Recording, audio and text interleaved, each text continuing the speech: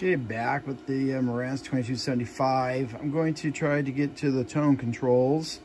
I'm going to take the faceplate off, so I thought I'd show you that. You have some, I don't know what size those are, 3/8? They might be, no, they're not 3/8. 5/16. Let's take a look here. Yeah, they're 5/16. So, so you got the four little bolts on the front. Then we'll remove all the controls. Under the control knobs, there'll be various nuts. They're like 7/16 or 1/2 inch. I'll take those out. I don't feel anything along the bottom. I don't see anything on the top. So anyway, I'll start getting to those, show you where those nuts are, stuff like that. Things I use, where are my spoons? What I use is, a lot of times these are hard to get off, so I use some spoons with some, just use that painter's tape. That way when I get in there to pry them out, I don't scratch the faceplate. This one's got a little bit of the lettering coming off already, but I don't want to damage it any more than it is. So I will show you that. I'll be back. Okay, have the control knobs off, and we have one. It's a threaded insert to help keep the faceplate on, and it has two little tabs, like if you had snap ring pliers, you know, with the little tits on them to do snap rings. So anyway, I usually just use a little screwdriver with tape on it and get it to get loosened up, and then I get it by my hand. So let me get that off, and then I'll show you what's next. All right, faceplate is off. So then, as you can see, what I was talking about, to get the tone control board out, we're going to take off various nuts. I think it's these four. This one's by itself, that one's by itself. And then there'll be a couple brackets on the underneath side, which I will show you. And then we should be able to get that out. We should be able to get to this one and this one where they're at with some little cleaner and then a little fader lube. And then with the board out, I should be able to get to the buttons somewhat and the balance control to get those cleaned up. I think also I'm going to pull the dial indicator plexi off, which you just take a couple screws out and gently get this out and replace the vellum that's behind here. We'll get some clean vellum, and I can show you that also. All right, I lied to you about, sometimes depending on what the stereos are, sometimes they're 7/16. This is these ones are 10mm. It seems to fit the best. Sometimes the depth on this isn't far enough, so I'll have to grab some wrenches. But at least the one was 10mm. I'll find some open-end wrenches and get those other ones off. Okay, on the back side, we have two brackets and we have a plug. And I was looking, the standoff right here, that secures the phono board, there's one here. It looks like when I go to take it out, so I removed that already. It usually goes right there. But I think I take this and this, take the plug off, and then this should slide back gently and flip out to where we can get to it. As you see the volume control, here's the volume control. I can get to that one pretty simple.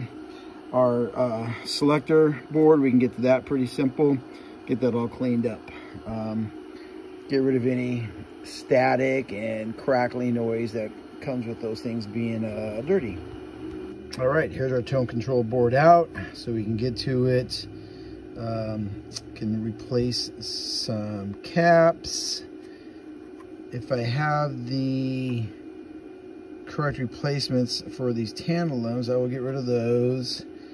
Now, these are still pretty hard to get to, so either you make a little bent nozzle to try to get there, but usually what I do, since I have a desoldering station, I'll just desolder the tabs, pull these out, clean them really well, then put them back in. So, and then also, you know, check all your solder joints. Look for obvious things. I've got a magnifying glass right here that I use to look really close at the boards. It's coming very handy, especially as you get older and your eyes start going. So anyway, I'll get one of those pots out and show you what it looks like with it out. Okay, working on the tone control board. Like I said, there's some tantalums in there, and they're known to, you know, really explode type things. And I'm replacing them with audio grade, the fine golds, and they are marked on there. You can see it on the drawing if you want to make sure it's going the right way. But as you take the tantalums out, they are positive and negative. So there's marks there. So make sure you follow that up.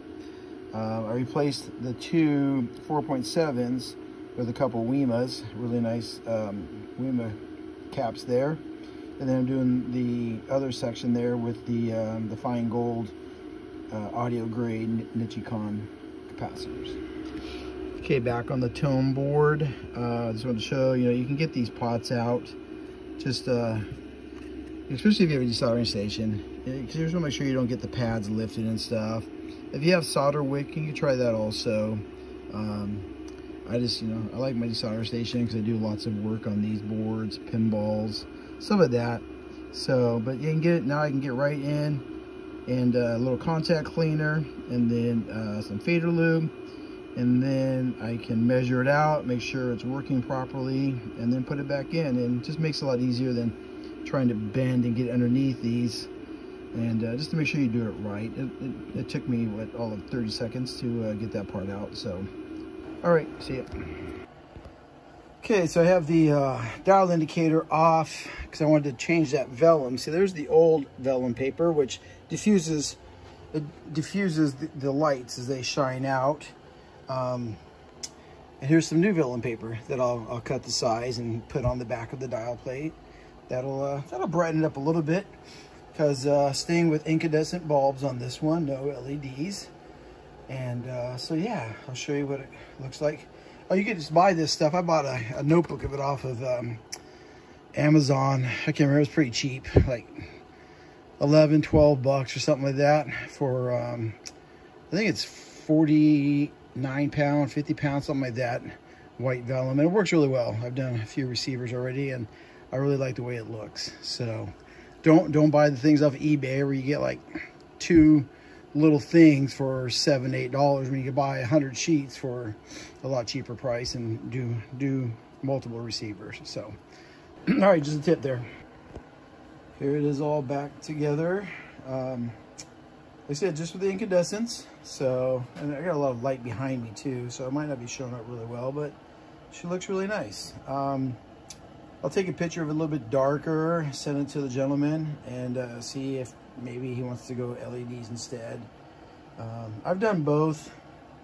I kind of like the incandescents, the original, better. So to each their own, you know, it's your unit, and when you're doing it, you do it how you like it. So, but yeah, so let's see.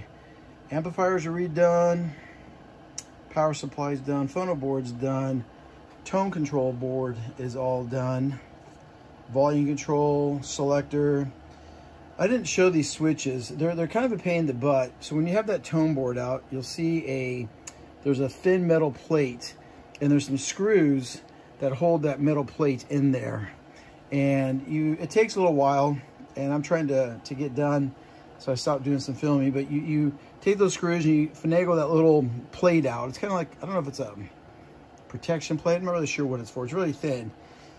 You wiggle that out of there, and then there's screws that hold these banks in, and you can get those, and you can move it down to where you can try to get find the little pinhole in those switches and squirt some deoxit in there and work the switches back and forth, back and forth, back and forth. It's time consuming, it's tedious, but it does help out. So I'm going to hook this up someplace and test it out for a while, try to find some music, or I'll just do a video by itself of it playing once I get it hooked up somewhere. So all right, see you guys then.